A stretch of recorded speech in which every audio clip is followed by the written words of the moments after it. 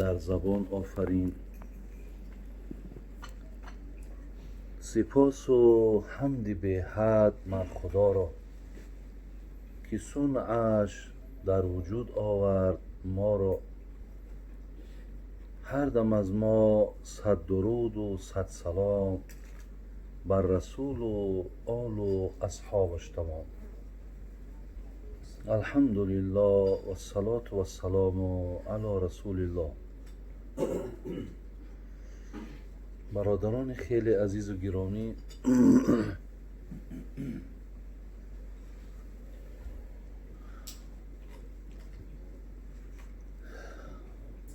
در این لحظه هایی که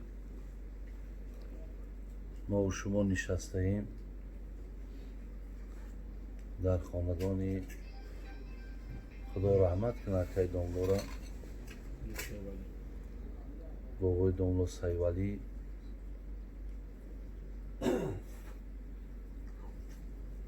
از الله بسیار مهربان خواهان او هستیم که خداوند روحش شاد گردانه، قبرش پر نور گردانه، لغزش ها و سهو و خطاها را الله مهربان با فضل کرمش بخشیده بگردانه. از رحمتی اکای داملو که بسیار فرزندای خوب هم باقی مانده است. برادر ما که قاری بسیار محبت کردن و بسیار یک نشست خوبی را آماده کردن تا انشاءالله اراده شونم همینه که عقیده اهل سنت بر همینه که ثواب این که بر روح گذشته های ما و شما میرسه، اراده شون همینه که با اشتراک اهل این علما و اشتراک اهل این دوست ها و همسایه ها روح پدر شاد شود. خدای مهربان این مقصودهای نیک اهل خاندان حاصل گردانه و ثواب این خیر و احسان بر روی حضرت داملو رسانه. و برادر ما قاری از طبیبایی که در اینجا نشستن بسیار تشکر گفتن که خدمتشون در حق اکای داملو کردن، لیکن روزی بود شده را برادرای عزیز هیچ کس پیش راهش گرفته نمیتونه. از این لحاظ در حق جمعی طبیبها ما چندین بارها چندین برنامه هایی که داشتیم، حتی در برنامه هامون هم در حقشان دعا کنیم که حقیقتا برادرای طبیبی ما در تمام گوشه و کنار تاجیکستان هر جایی که طبیب ها بودن بیمارها مراجعت میکردن بسیار خدمت ارزنده کردن. الله همه این برادرای ما را عمر دراز و ایمان کامل و حتی ما هم اخبارها را میخونیم بسیاری از طبیب ها هم در برابر این بیماری ها هم گذشتن خچانه.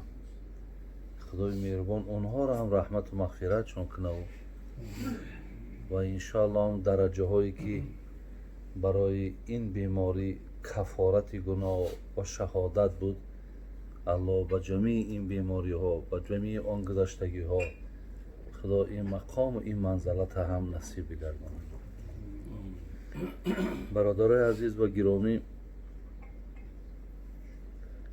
خداوند در قرآن سوره داریم به نام فصلت.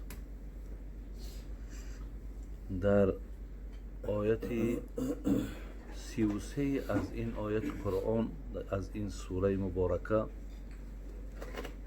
فرمود که و من احسن قولا ممن دعا الی الله و عمل صالحا و قال اننی من المسلمین. صدق الله العظیم.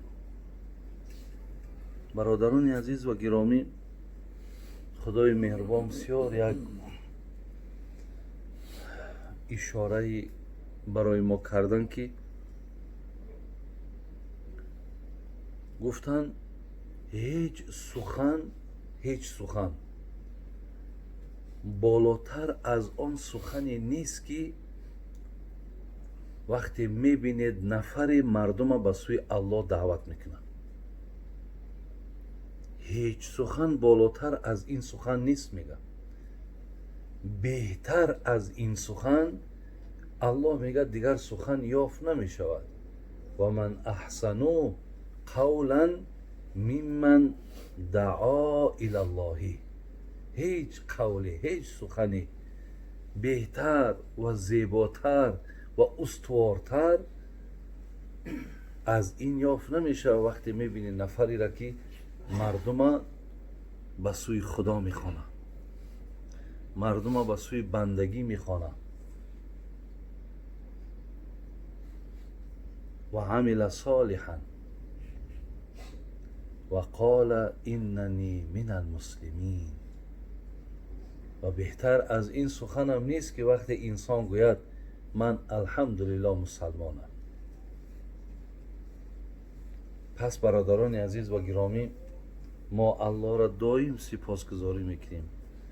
من راستی اکو رنگی که در خودم یک همین چیزا بسیار مهم شماریدم که در کدام محفلی که اشتراک دارم اولا شکرگزاری همین را میکنم که امروز خدای مهربان در همین دیار ما و شما همین امکانیت داد است که ما در یک جا سرجم میشیم.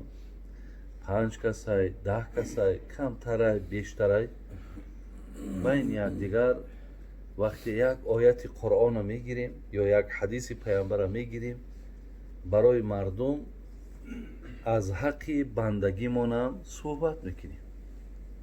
این هم برادران عزیز جای شکرگزاری هم هست و یکی از گوییم نشست های خیلی مهم هم به شمار می رود. حتی رسول اکرم صلی الله علیه و سلم وقتی پرسیدن ایو جلسائنا خیر، حضرت وقتی پرسیدن حضرت برای ما جای نشست معین کن، مثلا کجا دا بشینیم، با کی بشینیم؟ رسول اکرم صلی الله علیه و سلم برای آن کسانی که خواهش کردند که ما را دلالت کن با کی بشینیم، با کیها هم نشین باشیم، پیامبر صلی الله علیه و سلم اشاره به کی کردند؟ گفتند با نفری بشینین که هر گاهی که او را دیدین الله به یادتان بزنه. من ذکرکم الله رؤیته. با نفری بشینین که وقتی میبینینش بندگی خدا به یادتان بزنه.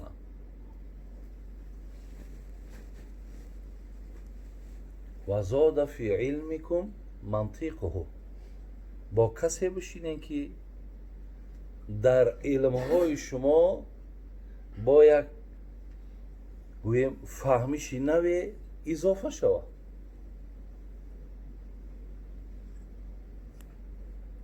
و همچنان در اعمال شما هم از نگاه او، از نشست او یک پیشروی در عملهاتون پیدا شود.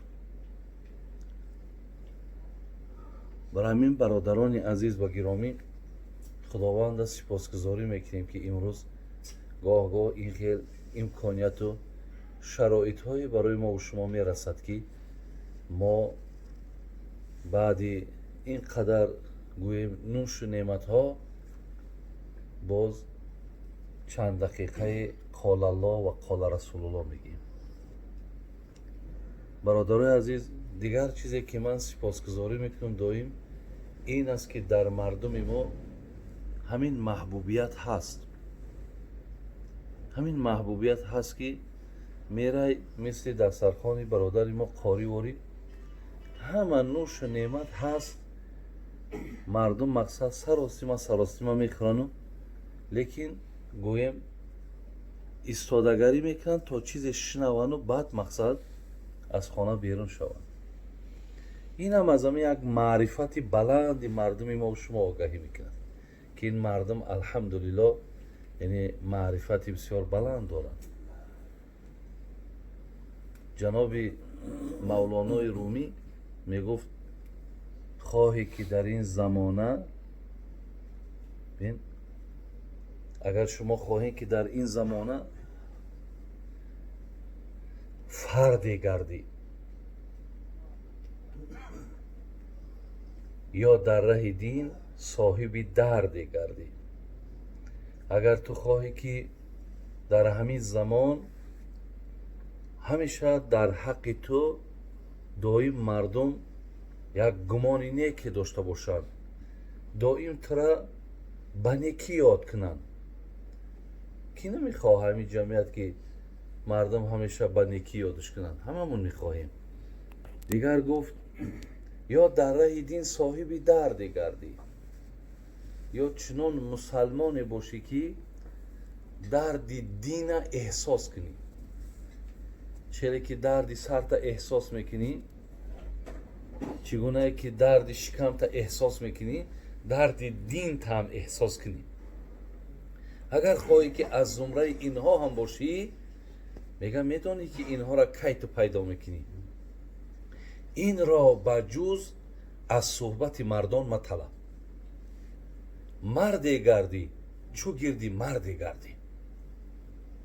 حضرت میگه همون زمان اینها را تو موفق میشه که ببینین وقتی شما با مردان خدا میشینید، وقتی شما با دانشمندها میشینید، وقتی شما بسیار مقصد وقتی قیمت خودتان هم برای این لحظه جدا میکنید. این را بجز از صحبت مردان مطلب. جای میگه یافتنش انا همینجاست. مردی گردی چو گردی مردی گردی. خدا رحمت کند بابای مولا شریفه، الله رحمتشون کنه، که استادای ما بودن. اونا میگو مردان خدا خدا نباشند لکن زی خدا جدا نباشند. البته مردان خدا خدا نیستن برادران، لیکن از خدا جدا نیستن. برای این لحظه ها برادرای عزیز بسیار لحظه های خوبی هست، بسیار لحظه های قیمتی هست. ولی خدا رحمت کنه شیخ سعدی را و حضرت میگفت که ما را بهشت صحبتی یاران همدم است، دیدار یاری نامتناسب جهنم است. هر دم که در حضور عزیز بسر بری، دریاب که از حیات جهان حاصل آندم است. میگو بچه هم میدونی که همین عمره که تو سپری کسته، اگر حاضر برادرها اگه شیخ سعدی را سخن شاید طرف ما نمود، از همین مردم سوال کنیم که برادرای عزیز خوب بهترین روزی تو کدام روزه؟ هر کس شاید جوابهای بسیار گویم ثوابناک هم شدن